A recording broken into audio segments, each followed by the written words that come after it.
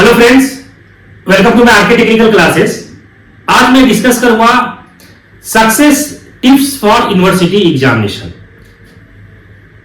एक एवरेज बच्चा university examination में अच्छा मार्क्स कैसे गेन कर सकता है, how to get the good marks in university examination. अगर मैं बात करूं आरटीयू की, Rajasthan technical university BTech first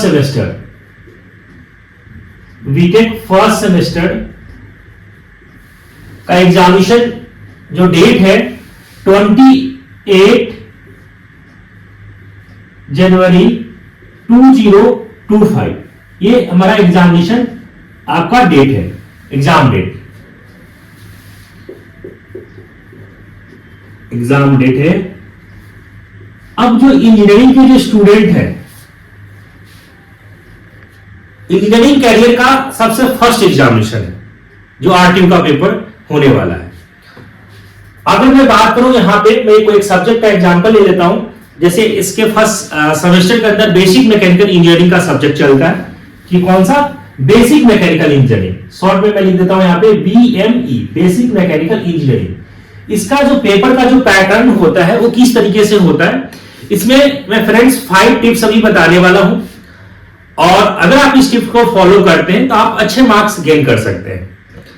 ठीक है, तो आप इस वीडियो में लास्ट तक बने रहें। इस बीएमए के अंदर यहाँ पे जो एग्जामिनेशन के अंदर 100 मार्क्स का पेपर होता है, 30 मार्क्स इंटरनल होता है जो कॉलेज की तरफ से मिलता है आपको मार्क्स, मिड टर्म जिसको एग्जामिनेशन हम लोग बोलते हैं, और 70 मार्क्स का जो होता है एक्सटर्नल पेपर होता है जो आपको पेपर लगेगा उसका 70 मार्क्स का।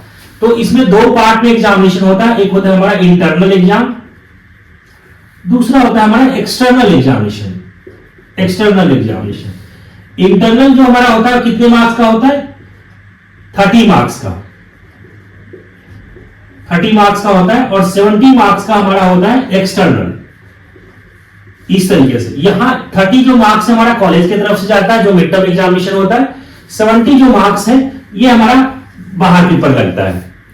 इसमें हमारा जो बीएमई है, बेसिक मैकेनिकल इंजीनियरिंग के अंदर, इसमें जो क्वेश्चन का जो पैटर्न होता है वो 3 पार्ट के अंदर क्वेश्चन आता है। मैं आपको यहां पे डिस्कस कर लेता हूं।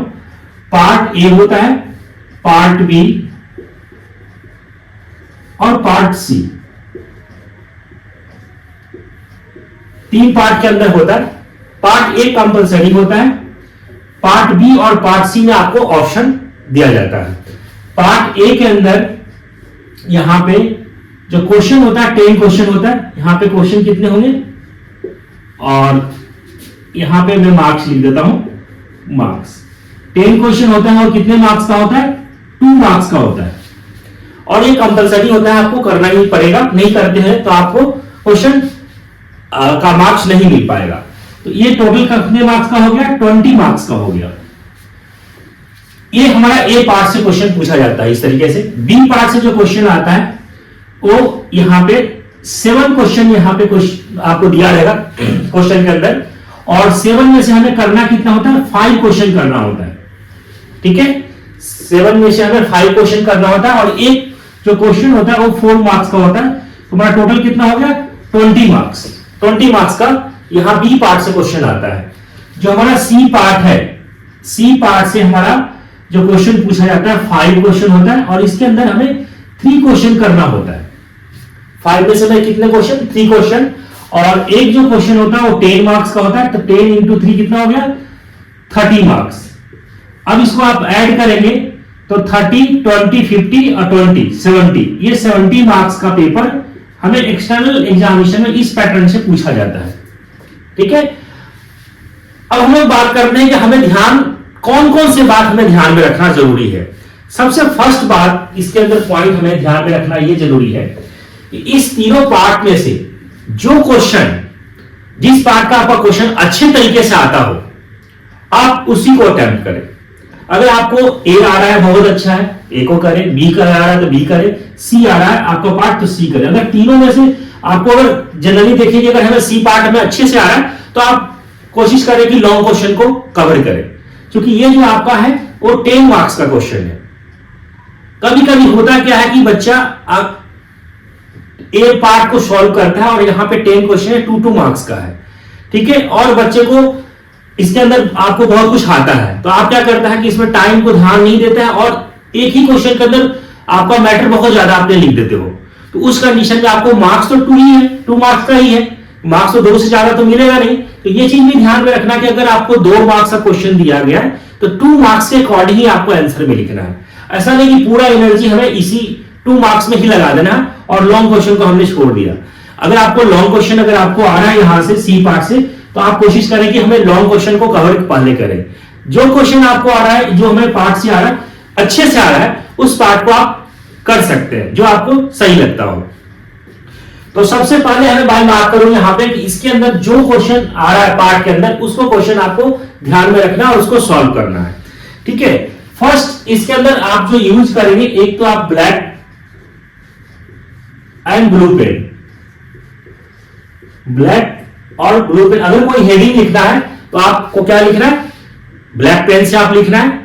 अगर कोई है ना उसका आंसर लिखना है तो आप ब्लू पेन से लिखेंगे, है ना। इस तरीके से आप पेन का यूज करें, ठीक है। जो आप डायग्राम बनाते हैं उस डायग्राम को नीट एंड क्लीन ड्रॉ करना है। डायग्राम क्या करना है, डायग्राम जो ड्रॉ करना है, डायग्राम वो नीट एंड क्लीन डायग्राम आपको ड्रॉ करना है। पेंसिल से आप ड्रॉ करेंगे और अच्छे से आपको ड्रॉ करना है, ठीक है। थर्ड पॉइंट ये है कि आप जो लिखते हैं उसका राइटिंग अच्छे से होना चाहिए, ठीक है। ऐसा नहीं कि आपने ऐसे जो मर्जी हुआ उसको जैसे वैसे लिख दिया, है ना। अगर आप 2 लाइन लिख रहे हैं तो उसको आपको राइटिंग सुंदर तरीके से आपको लिखना है। तो यहां पे हमें राइटिंग का भी ध्यान रखना है, ठीक है। राइटिंग का भी ध्यान रखना है, ठीक है। डायग्राम नीट एंड क्लीन करना है। नेक्स्ट बात हमें यह भी ध्यान में रखना है, सबसे जो इंपॉर्टेंट है टाइम मैनेजमेंट।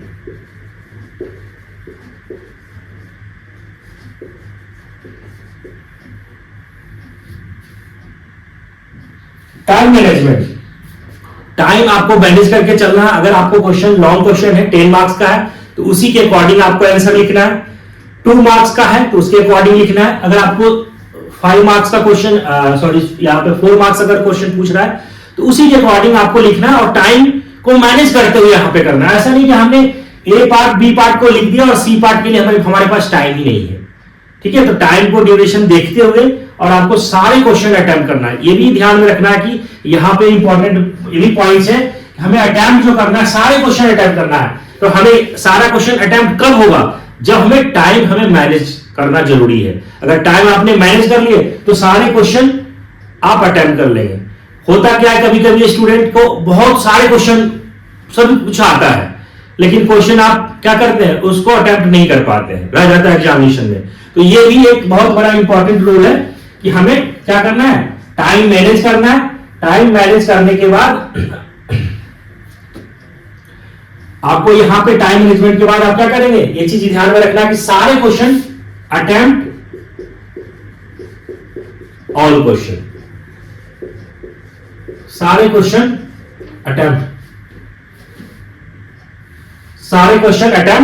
करना है। तो ये हमें यहां पे 5 पॉइंट्स हमने अभी लिखा है फ्रेंड्स, कि आपको पेन यूज करना है, ब्लैक और ब्लू पेन यूज करना है। डायग्राम जो आप बनाएंगे आप पेंसिल से करेंगे, नीट एंड क्लीन डायग्राम आपको ड्रॉ करना है।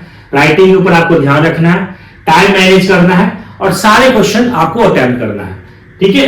इतने आपको पॉइंट्स ध्यान में रखना है, आप अच्छे से अच्छे मार्क्स आप गेन कर लेंगे। आई होप फ्रेंड्स ये पॉइंट्स आपको समझ में आ गया होगा। अगर चैनल पे पहली बार आए तो चैनल को सब्सक्राइब कर ले, नोटिफिकेशन को ऑन कर ले। Thank you.